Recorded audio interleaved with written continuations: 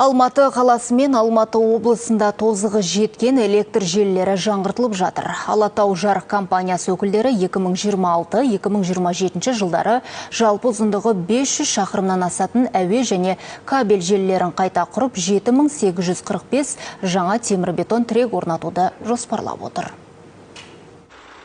Жаңғырту жұмыстарының басты мақсаты электр желілерінің өткізу қабілетін арттырып, тұтынушыларды тұрақты әрі сапалы жарықпен қамтамасыз ету дейді сала мамандары. Қазір 110 киловольттық номері 103А, 104А жоғары кернеулі желісі реконструкцияланып жатыр. Ескі сымдар заманауи композиттік сымдарға ауыстырылып, тірек бағаналары жаңартылмақ. 2026 жылға арналған инвестициялық бағдарлама шеңберінде Алматы қаласының Алмалы, Бостандық, Жетісу, Наурызбай және Медеу аудандарында жалпы ұзындығы 210 шақырым болатын кабельдік желілерді салу қайта жаңғырту жоспарланған.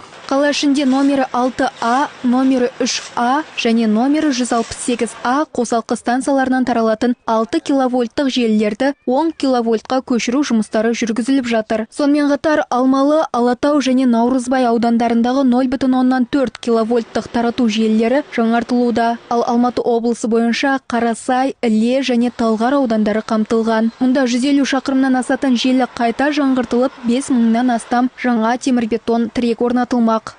Аталған жобаларды іске асыру электрмен жабдықтаудың сенімділігін арттыруға, технологиялық ақаулар санын азайту және Алматы қаласы мен Алматы облысын одан әрі дамуына берік энергетикалық негіз қалыптастыруға мүмкіндік береді. Компания мәліметінше бұл жобалар электр желілерінің тозу деңгейін төмендетіп, техникалық шығындарды азайтуға мүмкіндік береді. Бағдарлама аяқталған соң желілердің тозу деңгейін 5,4%-ға қысқарту жоспарланған. Нәтижесінде Алматы қаласы мен Алматы облысында электрмен жабдықтау сапасы артпақ дейді компания өкілдері. Айжан Дайрабай, Әлішер Ерғалиұлы, Алматы телеарнасы.